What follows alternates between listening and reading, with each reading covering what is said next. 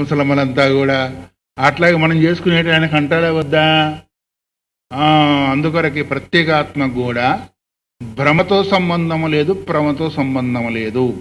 బ్రహ్మజ్ఞానం యొక్క సంబంధము లేదు, ప్రమజ్ఞానం యొక్క సంబంధము లేదు. అందుకొరకు తత్తదు అధిష్టానానికి సంబంధించిందే కానీ ప్రత్యేగాత్మకు సంబంధించిన విషయము కాదు. అందుకొరకే దోషం చేత సంబంధము లేదు, గుణేనం చేత. తత్కృతేనంటే అధ్యాసనకు సంబంధించిన అని అర్థం చేసుకోవాలి. అక్కడ దాని దోషము కానీ ఏంటిది? అది దోషము భ్రమ. గుణమేంటిది? జ్ఞానము. ఈ రెండింటి చేత అనుమాత్రేనాపి, అనుమాత్రం కూడా అంటే ఇంకా తాటికాయ అంత కూడా తగులుతుందా? అనుమాత్రం కూడా దానికి సంబంధం లేదనుకున్నప్పుడు ఇంకా ఏమాత్రం కూడా దానికి అంటదు ఆ భ్రమ అనే దాన్ని సిద్ధం చేసి తం ఏతం అవిద్య ఆఖ్యం ఆత్మానాత్మనోరితరేతర అధ్యాసం పురస్కృత్య ఏం చేస్తున్నారు? తం ఏతం అవిద్యాఖ్యం. ఇంతవరకు చెప్పుకునేది ఏంటిది? అవిద్య చేత కదా భ్రమ కలిగింది. ఆ అవిద్య సంబంధమైన ఆత్మ అనాత్మనో. ఆత్మ ఏంటిది? ప్రత్యేగాత్మ. అనాత్మ ఏంటిది? మనం ముందు కనిపించే విషయాలు. వీటికి ఇది ఆత్మ, ఇది అనాత్మ అనుకోండి.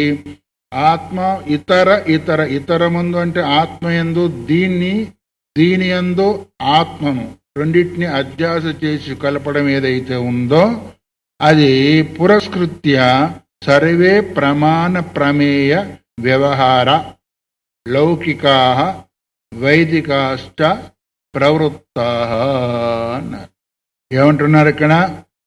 అవిద్య చేత సంభవించినటువంటి ఆత్మ ఒకటి, అనాత్మ, ఈ రెండింటి యొక్క ఒకదాని యొక్క గుణాన్ని ఇంకొకదాని యందు పురస్కృత్య అంటే వాటిని ముందు పెట్టుకొని, అంటే ఏంటిది? ఒకదాని యందు ఒకటి అధ్యాస కలుగుతుంది అని పురస్కృత్య అంటే స్వీకరించి అని అర్థం. వాటిని ఒప్పుకొని సమస్త లోకంలో ఉన్న ప్రమాణము ప్రమేయ వ్యవహారాలు జరుగుతున్నాయి. ప్రమాణం ఏంటిది? చక్షురాది ఇంద్రియాలు. ప్రమేయం ఏంటిది? బయటున్న విషయాలు. ఇవి లోకానికి సంబంధించినవి. అలౌకికా వ్యవహార. అలౌకికం ఏంటిది? అలౌకికం అంటే స్వర్గాది భోగాలకు సంబంధించినవి. దానికి ప్రమాణం ఏంటిది? వేదాలు. అందుకొరకు వైదికాశ్చ అన్నారు.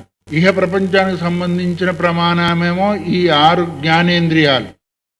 అలౌకిక ప్రపంచానికి సంబంధించిన ప్రమాణమేమో వేదం తప్ప ఇంకా అక్కడ మనకేమి అవగాహన కాదు. అందుకొరకే ఇవన్నీ కూడా ప్రవృత్త జరుగుతూ ఉన్నాయి. అంటే ఇవన్నీ లౌకిక ప్రమాణ ప్రమేయాలు కానీ వైదిక ప్రమాణ ప్రమేయాలు కానీ దేని వల్ల జరుగుతుంది వ్యవహారం అంటే అవిద్య చేతనే తప్ప జ్ఞానం చేత కలగదు. ఇప్పుడు మన వ్యవహారం జరుగుతుంది అంటే అవిద్య చేత. ఏమవిద్య? ఇక స్వరూప అవిద్య. ఇక్కడ ఈ యొక్క స్వరూపం తెలియని కారణం చేత అక్కడ మనం అంతా కూడా వ్యవహారం చేస్తున్నాం. ఎత్కించిది వ్యవహారం ఉందంటే అక్కడ అజ్ఞానం ఉన్నట్టే లెక్క. ఎతికించింది వ్యవహారం కనిపిస్తుంది అంటే వ్యవహారం ఏంటిది? అన్న వ్యవహారమే. అది మాట్లాడినా మాట్లాడకపోయినా వ్యవహారం. ఎతికించింది వ్యవహారం ఉంది అంటే అజ్ఞానము. జ్ఞానంలో వ్యవహారానికి చోట లేదు. అక్కడ ఇంద్రియాలే పోవుగా. యతో వాచో నివర్తంతే అప్రాప్య మనసా సహా. తన స్వరూపం దగ్గరికి ఇంద్రియాలు పోనే ఇంకా వ్యవహారం ఉంటుంది. వ్యవహారం ఎప్పుడు జరుగుతుంది? ఇంద్రియాలతో జరిగేది. ఇంద్రియాలు లేకపోతే వ్యవహారం ఏం జరుగుతుంది? గుడ్డివాడు ఉన్నాడు, వాడు ఏమన్నా చూస్తాడా? చూడండి వ్యవహరిస్తాడా? కుంటివాడు ఉన్నాడు, ఒక దగ్గరే ఉన్నాడు, వెళ్ళలేడు, చేతులు లేవు, ఏం చేయలేడు. కాబట్టి లౌకిక వ్యవహారం కావచ్చు, పారలౌకిక వ్యవహారం కావచ్చు, అవిద్య చేతనే జరుగుతుంది కానీ విద్య చేత జరగదు. సరే, లౌకిక వ్యవహారం అంటే జరగకపోవచ్చు, పారలౌకిక వ్యవహారం జరగవచ్చు కదా అంటే దాన్ని తెలిపేది నీకు ఉండాలా లేదా? దాని ప్రమాణం ఏంటిది? వేదము. ఆహార సంధ్యాముపాసీత స్వర్గకామో యయ్యత పుత్రకామో యయ్యత వగైరా వగైరా అంతా కూడా చెప్తుంది. కాబట్టి పుత్రులు కావాలంటే యజ్ఞం చేయాలంటే, స్వర్గం కావాలంటే యజ్ఞం కావాలంటే చేయాలంట, భూతికామో ఐశ్వర్యం కావాలంటే యజ్ఞం చేయాలంట అని మరి శాస్త్రం చెప్పింది, చేస్తే మనకు అవన్నీ కూడా వస్తాయి అనే భావన వచ్చిందా లేదా? వచ్చినప్పుడు మరి అక్కడ వ్యవహారం జరిగిందా లేదా? అది నువ్వు కావాలనుకున్నప్పుడు నువ్వు క్రియ చేయాలా వద్దా? అందుకొరకు ఇవన్నీ కూడా అజ్ఞానం చేత జరిగేదే కానీ జ్ఞానం చేత జరిగేది కాదు అనేదాన్ని సిద్ధం చేశాను. అంతేకాకుండా సర్వాణిచ శాస్త్రాన్ని విధి ప్రతిషేధ మోక్షపరాణి, ఇవన్నీ కూడా శాస్త్రాలు కూడా ఎన్ని రకాలు? ఒకటి విధి పరకమైంది, ఒకటి ప్రతిషేధ పరకమైంది, ఒకటి మోక్ష సంబంధమైంది. విధి అంటే జీవుడు తాను చేయవలసిన కర్తవ్యాన్ని బోధించేది విధి. శాసనాత్ శంసనాత్ శాస్త్రం శాస్త్రమిత్యభిధీయతే అని. అందుకొరకే తస్మాత్ శాస్త్రం ప్రమాణంతే కార్య అకార్య వ్యవస్థితో. విధి ప్రతిషేధం. కార్యం అంటే విధి, అకార్యం అంటే ప్రతిషేధం. రెండైనాయా? తర్వాత దీనికి భిన్నం ఏంటిది? మోక్షం. విధి ప్రతిషేధం వల్ల నీకు నికృష్ట ఉత్కృష్ట శరీరాలు వస్తాయి, మోక్షం వల్ల శరీరం రాకుండా పోతుంది. అందుకు సమస్త శాస్త్రాలు నీకు దేని బోధిస్తున్నాయి? విధిని బోధిస్తుంది, నిషేధాన్ని బోధిస్తుంది, మోక్షాన్ని బోధిస్తుంది. విధి ఏంటిది? ఆహార సంధ్యాముపాసేత మాహింస్యాద్ సర్వభూతాన్ని, సమస్త ప్రతిరోజు కూడా సంధ్యావందనం చేయి, ఏ ప్రాణిని హింసించకు, మాతృదేవో భవ పితృదేవో భవ, ఇవన్నీ కూడా విధి. తర్వాత నిషేధం ఏంటి? మాహింస్యాద్ సర్వభూతాన్ని, ఏ భూతాన్ని కూడా నీవు హింసించకూడదు వగైరా వగైరా. ఇదంతా మోక్షపరకం ఏంటిది? ఈ విధంగా చేసినట్టయితే జ్ఞానము, జ్ఞానం ద్వారా మోక్షం అనేది అది బోధిస్తున్నాయి. అందువల్ల ఇది కూడా అజ్ఞానపరకమే. ఈ వ్యవహారం కూడా అజ్ఞానం. ఎందుకంటే వ్యవహారం ఉంది అంటే అజ్ఞానమే. ఏమజ్ఞానం? స్వరూపాజ్ఞానం. స్వరూపాజ్ఞానం చేత ఈ సమస్త వ్యవహారాలంతా కూడా జరుగుతూ ఉంటాయి. ఇప్పుడు వచ్చిన దానికి సమాధానము, ఏ కొంచెం జరిగినది శాస్త్రీయం కావచ్చు, అశాస్త్రీయం కావచ్చు, వెనక కావచ్చు, ముందు కావచ్చు, పైన కావచ్చు, కింద కావచ్చు, ఏ వ్యవహారం జరిగినా అవిద్యామూలకమే కానీ విద్యామూలకం కాదు. అందువల్ల సమస్త శాస్త్రాలు కూడా విధి ప్రతిషేధ మోక్షపరాలై ఉన్నందువల్ల అక్కడ మనకు వ్యవహారం జరుగుతుంది. ఆ వ్యవహారం కూడా అధ్యాసే తప్ప వాస్తవికం కాదు. కథం పునర్ అవిద్యావతి విషయాన్ని ప్రత్యక్షాదీని ప్రమాణాన్ని శాస్త్రాన్ని చేతి. నువ్వెంత కూడా ఇదంతా ఇప్పుడు చెప్పిందంతా కూడా అవిద్య చేతనే జరిగింది అని ఎవరు చెప్పారు? సిద్ధాంతి చెప్పారు. ఇప్పుడు మళ్ళీ పూర్వపక్ష అడుగుతున్నాడు. ఏమని అడుగుతున్నాడు? పునర్ అవిద్యావతి విషయాన్ని, సమస్త విషయాలంతా కూడా అవిద్యతో కూడుకున్నాయని అంటున్నావు. ఏంటి అవి? ప్రత్యక్షాది ప్రమాణాలు, శాస్త్రాలు కూడా. శాస్త్రము అవిద్య అన్నావు, ప్రమాణాలు కూడా. ప్రత్యక్షాది ప్రమాణాలు ఏంటిది? లౌకికము. ప్రత్యక్షాది ప్రమాణాలు ఏంటిది? లౌకిక ప్రమాణాలు. వేదాలు ఏంటిది? అలౌకిక ప్రమాణాలు. అలౌకికం ఎందుకు అన్నారంటే అది ఒకటి చేసింది కాదు, పరమాత్మ ద్వారా అది మనకు శాస్త్రయోనిత్వ 3వ సూత్రంలో వస్తుంది అనుకోండి, దాని యొక్క వివరం అంతా కూడా. కాబట్టి అది అలౌకికాన్ని బోధిస్తుంది, ఇదేమో లౌకికాన్ని బోధిస్తుంది. ఏది బోధిస్తుంది? లౌకికాన్ని. కన్ను ముక్కు చెవు అంతా కూడా ఏం చేస్తుంది? ఈ లౌకిక ప్రపంచాన్ని గుర్తు చేస్తుంది కానీ అలౌకిక ప్రపంచాన్ని గుర్తు చేయదు. అందుకే కదా భగవంతుడు ఏమన్నాడు? దివ్యం దదామి తే చక్షు పశ్యమే యోగం ఈశ్వరం. నా యొక్క రూపం ద్వారా అంటే ఈ కుళ్ళిపోయిన కళ్ళతో నువ్వు చూడలేవు. కుళ్ళిపోయిన కళ్ళు ఎందుకనేవి? ప్రపంచాన్ని చూసి చూసి చూసి కుళ్ళిపోయినాయి అవి. పక్కవాన్ని చూస్తే కుళ్ళిపోయినాయి, ఇంకో చూస్తే కుళ్ళిపోయినాయి. కుళ్ళిపోయిన కళ్ళతో నన్ను చూడాలంటే చూడలేవు. నా స్వరూపం ఏంటిది? దివ్య స్వరూపము. తత్సంబంధమైన ఇక్కడ అన్ని సూక్ష్మజీవులు ఉన్నాయనుకోండి. ఇక్కడ మనం ఇప్పుడు చూడగలుగుతున్నామా? తత్సంబంధమైన ఇది సూక్ష్మ దర్శనం తెచ్చుకుంటే గాని చూడగలుగుతాము. అందుకొరకు ఈ ప్రత్యక్షాది ప్రమాణాలంతా కూడా ఇహలౌకికాన్ని బోధిస్తే గాని పారలౌకికాన్ని బోధించే అవకాశము. పారలౌకికాన్ని బోధించడానికి కేవలం వేదం ఒక్కటే ప్రమాణం. అక్కడ ఆ వేదం ఎక్కడి నుంచి వచ్చేసింది? పరమాత్మ యొక్క నిశ్వాస నుంచి వచ్చింది. కాబట్టి పరమాత్మ కూడా అలౌకికమే. లోకంలో లేడని కాదు, ఈ చక్షురాది ఇంద్రియాలకు గోచరమయ్యేవాడు కాదు కాబట్టి అలౌకికం అంటున్నాం. ఈ లోకంలో లేడని కాదు, లోకం లేకపోతే మనం ఎక్కడ ఉంటాము. అందువల్లనే అలౌకికము అంటే ఈ ఈ చక్షురాది ఇంద్రియాలకు దూరంగా ఉండేవాడు. మరి అందువల్ల ఈ అవిద్యా విషయాలు ఎట్లాగైనాయి అని ప్రశ్న. దాని సమాధానం చెప్పాలా వద్దా? దేహేంద్రియాదిషు అహం మమాభిమానరహితస్య ప్రమాతృత్వ అనుపపత్తౌ ప్రమాణ ప్రవృత్తి అనుపపత్తే అన్న. ఎందుకు కలగదు అవి అవిద్యా విషయాన్ని అన్నారనుకోండి. ఇప్పుడు మనకంతా కూడా దేహమందు ఇంద్రియాలందు అభిమానం ఉందా లేదా? లేని వాళ్ళ చేతులు ఎత్తాను చూద్దాం. లేదా? లేని ముఖం కూడా లేదని వేయడం. అందరికి ఆఖరికి పశువులకు కూడా ఉంది. దేహాలయందు ఇంద్రియాలందు దాన్ని సవరించుకోవాలని, ఆకలి తినాలని వగర అంతా కూడా సరే. దేహ ఇంద్రియాదులంతా కూడా మమాభిమాన రహితం, నాది నేను అనే అభిమానం లేనివాడు ఒకడు ఉన్నాడు అనుకోండి. ఎవడు? జ్ఞాని ఉంటాడా లేదా? జ్ఞాని ఉంటాడు కదా. పరమాత్మ దగ్గరికి పోకండి, ఈ లోకం సంగతి కదా. జ్ఞాని అనేవాడు ఉంటాడు. అటువంటి వాడికి ప్రమాతృత్వం ఉందా?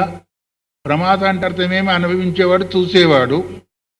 నేను చూస్తున్నాను, నేను తింటున్నాను, నేను వింటున్నాను ఎప్పుడు అంటున్నాము? శరీరం అందు ఇంద్రియాలయందు అభిమానం ఉంది కాబట్టి మనం అంటున్నాము. వాడికి శరీరమే లేదు, ఆత్మస్వరూపుడై ఉన్నాడు. అలాంటి వాడికి ప్రమాతృత్వ ప్రమాణ వ్యవహారం ఉంటుందా? కర్తృత్వ అభిమానం ఉంటుందా? ఉండదు. మరి ఇప్పుడు వ్యవహారం అజ్ఞాన మూలకమా జ్ఞాన మూలకమా? అది కథ. ఏ కొంచెం వ్యవహారం జరిగినా అజ్ఞాన మూలకే, జ్ఞాన మూలకం కాదు. ఒకవేళ అట్లాగే అయితే అలాంటి అభిమానం లేని జ్ఞానికి కూడా అక్కడ వ్యవహారం ఉండాలి. అక్కడ వ్యవహారం కనిపించదు. ఎందుకంటే ఎత్ర సర్వం ఆత్మైవాభూత్ తత్కేనకం పశ్యేత్ శృతి. ఏ శృతిది? ఏ శృతి అయి ఉంటుందిలే. రోజు పారాయణ చేస్తూనే ఉంటాం, మనకు రాదు. నీ తలక ఈశావాస్యం. తత్ర సర్వం ఆత్మైవాభూతు తత్కేనకం పశ్యేత్ సర్వం ఆత్మైవాభూతు విజానతః తత్ర కోమోహ కశోక ఏకత్వం అనుపశ్యత. రెండున్నాయి అక్కడే మంత్రాలు. అటువంటిప్పుడు ఆ శృతి ఏం చెప్తుంది? అభిమాన రైతునికి మోహం లేదు, శోకం లేదు. ఒకడు చస్తే శోకం లేదు, ఒకడు పుడితే మోహం లేదు. 10 రూపాయలు వస్తే సంతోషం లేదు, పోతే దుఃఖం లేదు. తనకంటే భిన్నం ఒకటి ఉంటే కదా అతనికి. సర్వం ఆత్మైవాభూత్. తమ ఉన్నది ఆత్మస్వరూపమే, లేనిది ఆత్మస్వరూపమే. అక్కడ శరీరం మనకు కనిపిస్తుంది కానీ ఆయనకు కనిపించడం లేదు. మరి అప్పుడు అక్కడ జ్ఞాని అయిన వాడికి అక్కడ వ్యవహారం లేనట్టు కనిపిస్తుంది, వ్యవహారం జరుగుతుంది అంటే అర్థం ఏంటిది? అజ్ఞాన మూలకము అవిద్యా మూలకము అనుకోవాలి. నహి ఇంద్రియాన్ అనుపాదాయ ప్రత్యక్షాది వ్యవహార సంభవతి. ఇంద్రియాలు లేకుండా ప్రత్యక్షాది వ్యవహారం జరగదు. ఇంద్రియాలు లేనివాడు గుడ్డివాడిని అయ్యే సూర్యుడు బాగా ప్రకాశిస్తున్నాడా అంటే వాడేమంటాడు? ఎవడమ్మా స్వామి వారు నవ్విస్తూ ఒక ఉపమానం చెప్పేవాడు. ఏం చెప్పాడంటే ఫలానా వాడు పాలు తాగాడంట, పాలు తాగుతూ చచ్చిపోయాడంట అని చెప్పేస్తారు. అదేంటి పాలంటే ఏంటిది? తాగితే ఎట్లా చచ్చిపోతారయ్యా? పాలు నేను ఎప్పుడు చూడలేదే అన్నాడు వాడు. అసలే గుడ్డివాడు కదా. అయ్యా పాలంటే ఏమయ్యా తెల్లగా ఉంటాయి అన్నాడు వాడు. తెల్లగా ఉంటాయి అంటే అర్థమేమో కొంగలాగా ఉంటాయి అన్నాడు. కొంగలాగా ఉంటుందంటే కొంగ ఎట్లుంటుంది అంటే ఇంత పొడుగు ఉంటుంది, ఇంత లావుగా ఉంటుంది, కాళ్ళు ఉంటాయి, ఇంత చూపించడం. ఇంత లావు లోపలికి పోతే చచ్చిపోకపోతే ఏం చేస్తాడు వాడు అన్నాడు. ఇంకా ఇంత లావు లోపలికి పోతే చచ్చిపోకపోతే ఏం చేస్తాడంటే, పాలంటే తెలియని వాడికి తెల్లగా ఉంటే తెలియదు అన్నప్పుడు, కొంగలాగా ఉంటే తెలియనప్పుడు కొంగే తెలియదు అసలు. మరి వాడు ఇట్లా ఉపమానం చూస్తే ఏమన్నా ఇంత లాదు లోపలికి పోతే చచ్చిపోతే ఏం చేస్తాడు అంటే, అందుకరకే ఇంద్రియాలు లేకుండా వ్యవహారం జరిగే అవకాశం ఉందా? కొంతమంది మూగవాళ్ళు ఉంటారు. ఆ మూగవాళ్ళకి అసలు మనం చెప్పింది అసలు వినబడదు. నోరు లేదు కాబట్టి. అటువంటి మనం ఏం చెప్పినా మనకు తెలియదు కాబట్టి వాడికి వ్యవహారం జరుగుతుందా? రమ్మన్నా రాదు, పొమ్మన్నా వాడికి తెలియదు. వ్యవహారం జరిగిందా? అందుకరికి ఇంద్రియాలుంటే వ్యవహారం ఉంది, ఇంద్రియాలు లేకపోతే వ్యవహారం లేదు. ఎక్కడది? భౌతిక ప్రపంచం సరే, నీకు రోజు ఎక్కడ అనుభవానికి వస్తుంది అది? సుషుప్తిలో అక్కడ ఉన్నాయి ఇంద్రియాలు, మరి అక్కడ వ్యవహారం ఉందా? మరి రోజు అనుభవిస్తూ కూడా చెప్పలేకపోతే అక్కడ ఇంద్రియాలే లేవు. అక్కడ ఇంద్రియాలు లేవని కాదు, ఇంద్రియాలతో పని లేదు. అక్కడ క్రియ లేదు. ఉందా? వ్యవహారం ఉందా? అట్లాగే మరి ఇంద్రియాలు లేకుండా వ్యవహారం ఎక్కడ జరుగుతుందో చూపించండి. అందుకొరకి ఇవన్నీ కూడా అవిద్యావతి విషయాన్ని చెప్పేదానికి అందుకొరకు చెప్తున్నారు. సర్వాణిచ శాస్త్ర ఎక్కడ నహి ఇంద్రియాని అనుపాదాయ, ఇంద్రియాలు లేకుండా, ఇంద్రియాల యొక్క సహకారం చేయకుండా ప్రత్యక్షాది వ్యవహార, ప్రత్యక్షము, అనుమానము, ఉపమానం వగైరే అది కావచ్చుగాక శాస్త్రీయము, లేకపోతే చూశాను, విన్నాను, తిన్నాను, నడిచాను, వెళ్ళాను, చేశాను అని ఈ వ్యవహారమైనా కూడా కావచ్చుగాక. ప్రతిదీ కూడా ఇంద్రియాలు ఉంటేనే జరుగుతుంది, లేకపోతే జరగదు. ఇంద్రియాలంటే అర్థం ఏంటిది? శరీరము. శరీరం ఉంటే వ్యవహారం ఉంది, శరీరం ఉంటే వ్యవహారము లేదు. ఇప్పుడు శరీరం ఎవరికి ప్రత్యేగాత్మకు ఉందా? పరమాత్మకు ఉందా? మరి అక్కడ వ్యవహారం ఏంది? లేదు. అట్లాగే ఇక్కడ కూడా ఇంద్రియాలను పురస్కరించుకొని మనకు వ్యవహారం జరుగుతుంది, కానీ ఇంద్రియాలు లేకపోతే వ్యవహారం జరిగే అవకాశము లేదు. నచ అధిష్టానమంతరేణ ఇంద్రియానం వ్యవహార సంభవతి. ఆ ఇంద్రియాలు ఉంటే ఇప్పుడు వ్యవహారం అన్నారు కదా, ఆ ఇంద్రియాలు కూడా అధిష్టాన చైతన్యం ఉంటే వ్యవహారం జరుగుతుందా, లేకపోతే జరుగుతుందా? అధిష్టానం ఉంది అనుకో, సుషుప్తిలో అధిష్టానం ఉందా లేదా? మరి అక్కడ వ్యవహారం అధిష్టానం ఉంది కానీ ఇంద్రియాలకు అధిష్టానానికి సంబంధం లేదు. సంబంధం ఎందుకు లేదంటే సంబంధం కలిపేది లేదు అక్కడ. అందువల్ల అధిష్టానం లేకుండా వ్యవహారం జరగదు, ఇంద్రియాలు లేకుండా వ్యవహారం జరగదు.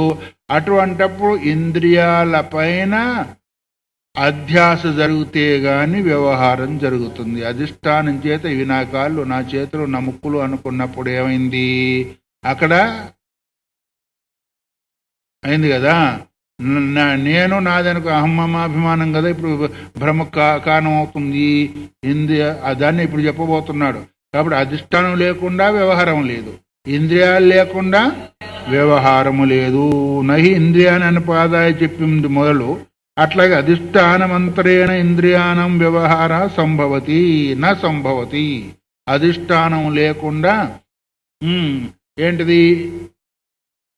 వ్యవహారం కూడా జరగదు. ఇప్పుడు రెండింటిని సూచించాడు. కేవల అధిష్టానం చేత జరగదు, కేవల ఇంద్రియాల చేత జరగదు. ఇంద్రియాలు జడము, అధిష్టానము శుద్ధము. అందువల్ల రెండిటి యొక్క సంబంధం చేత లేదా అధ్యాస చేత వ్యవహారం జరిగే అవకాశము ఉంటుంది. అందువల్ల నచ అనధ్యస్థాత్మభావేన దేహేన కచ్చిది వ్యాప్రియతే. అనధ్యస్థ ఆత్మభావేన దేహేన, ఈ శరీరమే నేను అనే భావన రాకుండా వ్యవహారం జరుగుతుందా? ఆత్మ లేకుండా వ్యవహారం జరగదు, ఇంద్రియాలు లేకుండా వ్యవహారం జరగదని చెప్పి ఈ ఇంద్రియాల యందు గాని, దేహం అంటే ఏంటిది? ఇంద్రియాల యొక్క సమూహమే దేహము. ఆ దాని యందు నేననే అభిమానం లేకుండా ఏదైనా వ్యవహారం జరుగుతుందా? అందువరకు దాన్ని నచ్చ అనధ్యస్థ ఆత్మభావేన, ఈ శరీరమే ఆత్మ అనే భావన లేకుండా ఏదైనా వ్యవహారం జరుగుతుందా? జరగదు.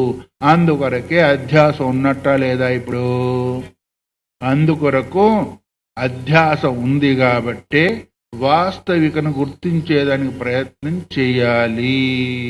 అందుకొరకు ఈ వ్యవహారం అంతా దేనికి సంబంధించిందన్నారు? అవిద్యాఖ్యం అన్నాడు. ముందు చెప్పాడు అవిద్యాఖ్యమాత్మానమాత్మనోరితరేతరాధ్యాసం అన్నాడు కదా. అవిద్యా సంబంధమై ఉండి జడాన్ని తనయందు జడాన్ని ఆరోపణ చేసుకున్నందువలనే అధ్యాస కలుగుతుంది, దాని చేతనే వ్యవహారము జరుగుతుంది అని చెప్పినందువల్ల ఇప్పుడు ఇంద్రియాలు అధిష్టానము రెండు ఏకమైనందువలనే అప్పుడు దేహమందు నేననే అభిమానం కలిగి వ్యవహారాన్ని చేస్తూ ఉన్నాడు. ఇంత పెద్దగా ఉంది కథ అంతా కూడా. మన కథ 4 అక్షరాలు, మరి ఎంత పెద్దగా ఉందో. 4 3 పోనీ అజ్ఞానం అంటే 4, జ్ఞానం అధ్యాస అంటే 3.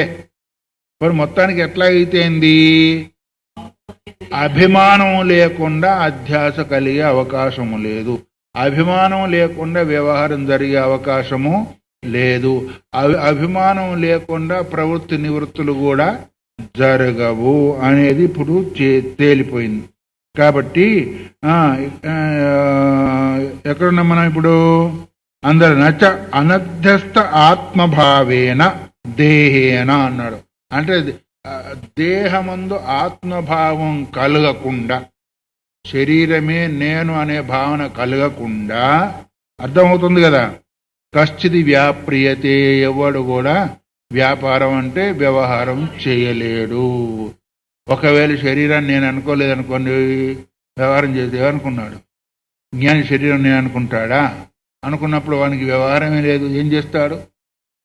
అక్కడ ఏం వ్యాపారం లేదు, వ్యవహారం లేదు. మరి ఉన్నట్టు మనకు కనిపిస్తుంది కానీ ఆయనకు లేదు, చూసే వాళ్ళకు ఉంది కానీ వాళ్ళకు లేదు. తాడు కాలిపోయినప్పటికీ తాడు కనిపిస్తూ ఉంటుంది కానీ అది కట్టివేయదు అది. అటవి శరీరం మనకున్నట్టు కనిపించినా ఆయనకు బంధము లేదు. అందుకొరకే ఏ వ్యవహారం జరగాలన్నా కూడా అజ్ఞానంతో కూడా. ఇక్కడ స్వరూపాజ్ఞానము అధిష్టానం ఏంటిది? శరీరము. అందువల్ల శరీర యొక్క ధర్మాలు, ఆత్మ యొక్క ధర్మాలు ఇప్పుడు శరీరానికి వచ్చినాయా లేవా? నేను అనే అభిమానం దేనిపైనకి వచ్చింది? శరీరం పైనకి వచ్చింది. కాబట్టి చైతన్య ధర్మాన్ని ఇప్పుడు జడమైన శరీరం అంతా అధ్యారోపణ చేశాడు లేదా? చేశాడు. కాబట్టి వ్యవహారం జరుగుతుంది, లేకపోతే జరిగే అవకాశము లేదు అని చెప్పి, నచ ఏతస్మిన్ సర్వస్మిన్ అసతి అసంగస్య ఆత్మన ప్రమాతృత్వం ఉపపద్యతే. ప్రమాత ఎప్పుడవుతాడు అంటే, ప్రమాత అంటే వాడు చూసేవాడు అంటే కర్త కదా. అందువల్ల నచ ప్రమాతృత్వమంతరేణ ప్రమాణ ఏంటి? నచ ఏతస్మిన్ సర్వస్యం అసతి అసంగస్యాత్మన, అన్నిటికీ అసంగుడై ఉన్నాడు, దేన్ని అంటకుండా ఉన్నాడు, అన్నిటికీ అధిష్టానమై ఉన్నాడు. అలాంటి వాడు మరి అసంగుడుగా ఉన్నవాడు దేంతో దాని సంగం జరగకుండా ప్రమాత్ర వ్యవహారం అవుతుందా? శరీరతో సంబంధం కలిగినందువలనే నేను కర్తను అన్నాడు. ఆత్మ వాస్తవికంగా కర్త కాదు, కానీ దేంతో సంబంధం కలిగింది? శరీరంతో సంబంధమైంది. అసంగమైన ఆత్మకు అసలు కర్తృత్వమే లేదు. కర్తృత్వం ఎప్పుడైతే లేదో భోక్తృత్వము లేదు. కాబట్టి ఆత్మ అసంగుడైనప్పటికీ జడమైన శరీరం చేత సంగం కలిగినందువల్ల, దానిపైన నేను అనే అభిమానం కలిగినందువల్ల అప్పుడు ఏమొచ్చింది? ప్రమాతృత్వము వచ్చింది. అందువల్ల అసంగస్య ఆత్మ ప్రమాతృత్వం ఉపపద్యతే. నచ ప్రమాతృత్వమంతరేణ ప్రమాణ ప్రవృత్తిరస్తి. ప్రమాతృత్వం లేకపోతే కార్యకలాప, ప్రమాణ ప్రవృత్తి అంటే అర్థమేమి? చక్షురాది ఇంద్రియాలు కూడా ప్రవర్తించే అవకాశం. అర్థమైందా? అసంగుడైన ఆత్మకి దేంతో ఒక సంగం లేకపోతే, శరీరంతో సంగం లేకపోతే ప్రమాతృత్వం లేదు. ప్రమాతృత్వం లేకపోతే ప్రమాణాలు కూడా, ప్రమాణాలు ఏంటి? చక్షురాది ప్రమాణాలు కూడా ఆయా కార్యాల యందు ప్రవర్తించవు. కాబట్టి స్వరూపాజ్ఞానం చేతనేమో అభిమానం చేత ప్రమాతృత్వం చేత ప్రమాణ ప్రవృత్తి అంటే ఆయా క్రియాకలాపాల యందు ప్రవర్తించే అవకాశం ఉంటుంది కదా. అంటే ఇప్పుడు ఏమైంది? అభిమానం అనేది ప్రమాణ ప్రమేయ వ్యవహారానికి దారి తీసింది, అంతే కదా. అందువల్ల ప్రమాతృత్వం రావాలి అంటే అక్కడ అభిమానం కలిగింది. తర్వాత అభిమానం చేతేమో సమస్త క్రియాకలాపాల యందు ప్రవృత్తి కలిగింది. అందువల్ల తస్మాత్ చిట్టు చివరికి తేల్చి చెప్తున్నాడు దీని యొక్క స్వభావం అంతా కూడా. ఎందువల్ల ఈ యొక్క ప్రక్రియ వల్ల, ఈ ముందు చెప్పుకున్న ప్రక్రియ వల్ల ఏమవుతుంది? అవిద్యావద్ విషయాన్యేవ ప్రత్యక్షాదీని ప్రమాణాన్ని శాస్త్రాన్ని, అవిద్యతో కూడుకున్న ఏ ప్రత్యక్షాది ప్రమాణాలు కావచ్చు, శాస్త్రం కావచ్చు. విద్యలో అవి లేవు. అవిద్య ఏంటిది? అజ్ఞానం. అజ్ఞానంతో కూడుకున్న ప్రత్యక్షాది ప్రమాణాలు కావచ్చు కూడా, శాస్త్రం కూడా అవిద్యా సంబంధమైంది. ఎందుకంటే అక్కడ కూడా వ్యవహారం ఉంది కాబట్టి. సమస్త ప్రమాయ వ్యవహారాలంతా కూడా స్వరూప అవిద్య చేత కలిగినవి తప్ప స్వరూప జ్ఞానం చేత కలిగేవి కాదు. ఆఖరికి గురు శిష్య సంబంధంతో కూడుకున్న వ్యవహారం కూడా అవిద్య. ఎందుకంటే అక్కడ శాస్త్రం బోధించాలా వద్దా? శాస్త్రం బోధిస్తేనే తన యొక్క స్వరూపం. మరి అది కూడా ద్వైతంకి వచ్చింది కదా అంటే అక్కడ కూడా అవిద్యే. ఓ రకంగా చెప్పాలి అంటే అందుకొరకు ఎప్పుడైతే త్వమేవాహం అనే భావన వస్తుందో అక్కడ ఏది చెప్పేవాడు లేదు, చెప్పేది లేదు, వినేవాడు లేడు, రెండు లేదు. అక్కడి వరకు ఈ వ్యవహారం అంతా కూడా అవిద్యతో కోరుకున్నదే. అందువల్ల తస్మాత్ ఈ కారణం చేత అవిద్యావద్ విషయాన్యేవ, సమస్త విషయాలంతా కూడా అవిద్యతో కూడుకున్నాయి.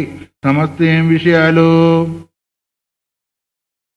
సమస్త విషయాలంటే ఎత్తుకించేది ఇక్కడి నుంచి బ్రహ్మలోకం వరకు కలిగినవన్నీ కూడా, బ్రహ్మాది లోకాన్ని వరకు కలిగినవన్నీ కూడా అవిద్య చేతన. స్వరూప జ్ఞానం ఉంది కాబట్టి వాడు యజ్ఞం చేశాడు, అక్కడికి పోయాడు కదా. స్వరూప జ్ఞానం కలిగితే అక్కడికి పోవాల్సిన అవసరమే లేదు కదా. అందువల్ల అక్కడికి పోతున్నాడు అంటే అది కూడా అవిద్యావతి విషయానే. ప్రత్యక్షాదీని ప్రమాణాన్ని శాస్త్రాన్ని చ, ప్రత్యక్షాది ప్రమాణాలు కావచ్చు, శాస్త్ర ప్రమాణాలు కావచ్చు, అవి అవిద్యావతి విషయాన్ని. అవిద్యతో కూడుకున్న విషయాలనే అవి గ్రహిస్తాయనేది కాదు, అంటే ప్రవృత్తి కలుగుతుంది. అవిద్యా సంబంధమైన ప్రవృత్తే కలుగుతుంది కానీ విద్యా సంబంధమైన ప్రవృత్తి కలుగు. అయితే శాస్త్రం కూడా ఒకవేళ అవిద్య సంబంధం అయితే ఇంకా జ్ఞానాన్ని బోధించేది ఎవరు అనేది ఒక వస్తుంది.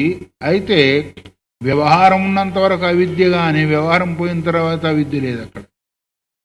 ఎంతవరకు అయితే గురు శిష్య సంబంధం చేత పఠన పాఠనాలు జరుగుతుంటాయో అంతవరకు వ్యవహారం ఏంటిది? అక్కడ వ్యవహారం ఉందా లేదా? నేను చెప్పేవాడిని, అతను వినేవాడు, చెప్పే జ్ఞానం వేరుగా. త్రిపుటి ఉంది అక్కడ.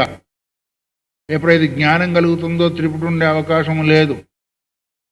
త్రిపుటి ఎప్పుడైతే లేదో చెప్పే అవకాశము లేదు. చెప్పే అవకాశం లేకపోతే వినే అవకాశం లేదు. వినే అవకాశం లేకపోతే జ్ఞానం కలిగే అవకాశం కూడా లేదు. అంతవరకు ఏ వ్యవహారం అయితే ఉందో అది తన యందు నేను గురువుని, అతను శిష్యుడి, ఫలానా అనేది ఆరోపణ లేనందువల్ల లేకుంటే ఈ వ్యవహారం జరగదు. అట్లా ఈ శరీరం పైన నేను నాది అనే అభిమానం లేకపోతే ఈ వ్యవహారంతో జరగదు. అందుకొరకే అవిద్యావత్ సమస్త ప్రత్యక్ష ప్రమాణాలు కావచ్చుగాక, శాస్త్ర ప్రమాణం కావచ్చుగాక, సమస్తము ఏంటిది? అవిద్యా సంబంధమే తప్ప జ్ఞాన సంబంధం కాదు. నువ్వు ఎంత ఇంద్రలోకం చంద్రలోకం పోయినా అది కూడా విద్య. ఏ విద్య? స్వరూప విద్య చేతి సంబంధించింది తప్ప ఇంకోటి జరిగేదానికి అవకాశం. అంటే ఎక్కడెక్కడ ఏ దానికి సంబంధించి ఉందో అదంతా కూడా వ్యవహారం జరుగుతుంది. అంటే అది భ్రమస్థలం కావచ్చు, ప్రమాస్థలం కావచ్చు, ఇంకోటి స్వప్నం కావచ్చు, సుషుప్తి కావచ్చు, జాగ్రత్త కావచ్చు, దానికి భిన్నమైనది కావచ్చు, ఏదైనా కొంచెం వ్యవహారం జరుగుతుంది అంటే అవిద్యతోనే జరుగుతున్నాయి కానీ విద్యతో జరిగే అవకాశము లేదు. విద్య తన యొక్క స్వరూపం అయిపోయి ఇంకా జరిగేదేముంది? విద్య అంటే ఏంటిది? జ్ఞానము. ఆ జ్ఞానం తన యొక్క స్వరూపము, అది స్వప్రకాశము, అది అనంతము, అద్వైతం కూడా. ఇంక వ్యవహారం ఎప్పుడు జరుగుతుంది? ద్వైతంలోనా అద్వైతంలోనా? రెండో వస్తువు ఉంది అనుకుంటే వ్యవహారం జరుగుతుంది, కానీ రెండో వస్తువు లేనప్పుడు ఇంకా వ్యవహారం అనేది ఎక్కడ ఉంటుంది? ఈ వ్యవహారం అన్నిటికీ ఈ అవిద్య అనేది అందరికి సమానమే అంటున్నా. ఈ వ్యవహారము శరీరం కలిగిన ప్రతి జీవికి సమానమే. శరీరం ఎవరికి ఉంది? అందరికంటే మీ అందరికా మా అందరికా? యత్ కించిత్ జగత్యాం జగత్, ఈ జగత్తులో ఏదేది ఉందో అణు నుంచి అణు వరకు, మహత్తు నుంచి మహు వరకు, అక్కడ అంతవరకు శరీరాలు ఉన్నాయి కాబట్టి వాళ్ళందరికీ వ్యవహారము సమానమే. ఎలా అనేది చెప్తున్నాడు. పశ్వాదిభిశ్చ విశేషాతు, నీకు పశువుకు ఏమాత్రం కూడా తేడా లేదు. మనకు పశువులకు ఏమాత్రం కూడా, వాటికున్న వ్యవహారమే మనకుంది, మనకున్న వ్యవహారమే వాటికి ఉంది. కాకపోతే కొంచెం ఎక్కువ తక్కువ. ఈ లోకంలో ఎక్కువ తక్కువ భోగం అనిపించే వాళ్ళు ఉన్నారా లేదా? మనుషులలో కూడా ఎక్కువ తక్కువ భోగం అనిపించే వాళ్ళు ఉన్నారా? అంత సమానంగా అనిపిస్తున్నారా? అట్లాగే పశువులకు కూడా కొంచెం మనకి ఎక్కువ తక్కువ ఉంటుంది. అందుకని పశువాదిభిష్ట అవిశేషాది, పశువులకు మనకు కూడా అవిశేషం అంటే విశేషం ఏమీ లేదు.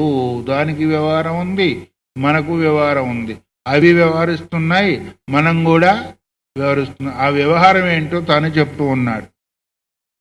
యథాహి పశ్వాదయ శబ్దాదిభి శ్రోత్రాదీనం సంబంధే అన్నాడు. ఇప్పుడు ప్రమాణ ప్రమేయ వ్యవహారంగా చెప్తున్నారు. పశువులకు